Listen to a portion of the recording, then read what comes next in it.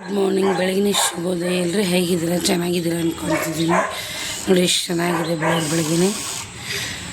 ಬನ್ನಿ, ಇವತ್ತು ನಾನು ಒಂದು ರೆಸಿಪಿ ಮಾಡ್ತಾಯಿದ್ದೀನಿ, ನಿಮ್ಮ ಜೊತೆ ಶೇರ್ ಮಾಡೋಣ ಅಂದ್ಕೊಂಡಿದ್ದೀನಿ.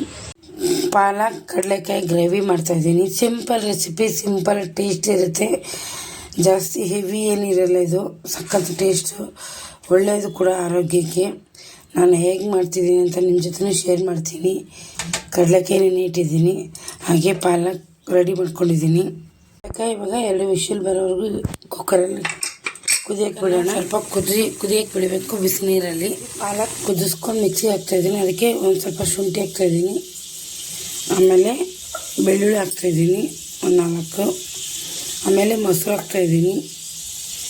ನೀವು ಬೇಕಾದರೆ ಹಸಿಮೆಣ್ಸಿನ್ಕಾಯಿನ ಹಾಕ್ಕೋಬೋದು, ಖಾರ ಪುಡಿನೇ ಹಾಕ್ಕೋಬೋದು. ನಾನು ಖಾರ ಪುಡಿ ಹಾಕ್ಕೊತೀನಿ, ಹಸಿಮೆಣ್ಸಿನ್ಕಾಯಿ ಬೇಡ.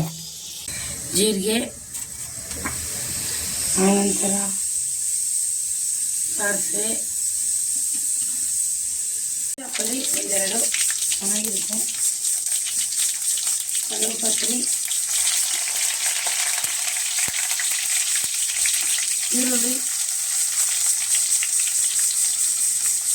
ರುಚಿಗೆ ತಕ್ಕಷ್ಟು ಉಪ್ಪು ಮತ್ತು ಖಾರ ನೋಡ್ಕೊಂಡು ಹಾಕೊಳ್ಳಿ, ನಿಮ್ಗೆ ಎಷ್ಟು ಬೇಕು ಖಾರ. ಆನಂತರ ಸ್ವಲ್ಪ ಧನಿಯಾ ಪುಡಿ,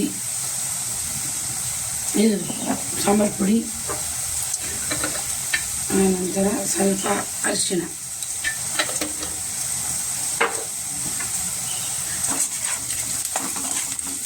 ಬಿಸಿಲಿನಲ್ಲಿ ಪಾಲಕ್ ಆ ಮಸಾಲೆ ಹಾಕ್ತಾಯಿದ್ದೀನಿ.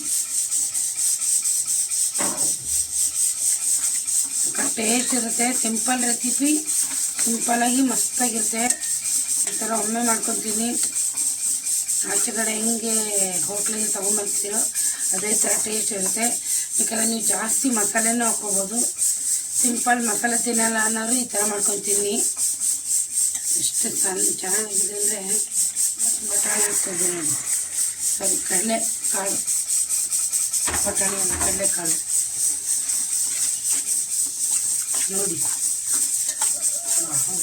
ನೀವು ಟೊಮೆಟೊ ಬೇಕಾದರೆ ಹಾಕ್ಬೋದು, ಟೊಮೆಟೊ ಏನು ಬೇಡ, ಮೊಸರು ಹಾಕಿರ್ತೀವಿ ಅದರಲ್ಲಿ ಸ್ವಲ್ಪ ಟೇಸ್ಟ್ ಇರುತ್ತೆ. ಇದನ್ನೇ ಇವಾಗ 5 ನಿಮಿಷ ಕುದಿಯೋಕ್ಕೆ ಬಿಡೋಣ. ಕರಿಬೇವು ಹಾಕಿ ಟೇಸ್ಟ್ ಚೆನ್ನಾಗಿರುತ್ತೆ. ಇವಾಗ 5 ನಿಮಿಷ ಮುಚ್ಚಕ್ಕೆ ಬಿಟ್ಬಿಡೋಣ.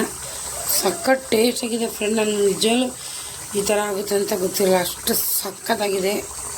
ಈ ಥರ ಒಮ್ಮೆ ಮಾಡ್ಕೊತೀನಿ. ಹೆಂಗೆ ಅನ್ನಿಸ್ತು ಅಂತ ಕಮೆಂಟ್ ಹಾಕಿ. ಸೂಪರ್ ಅಂದರೆ ಸೂಪರಾಗಿದೆ ಫ್ರೆಂಡ್, ನಿಜವಾಗ್ಲೂ ಹೇಳ್ತಾ ಇದ್ದೀನಿ.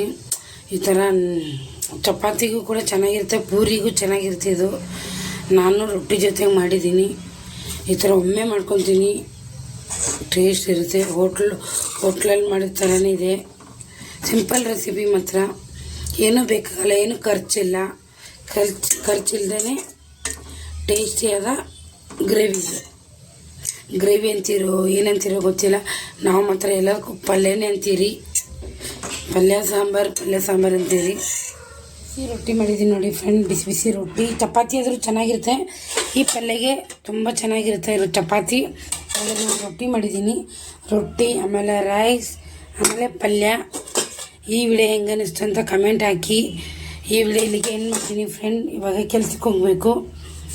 ಮತ್ತು ನಾಳಿನ ವಿಡಿಯೋದೊಂದಿಗೆ ಸಿಗೋಣ.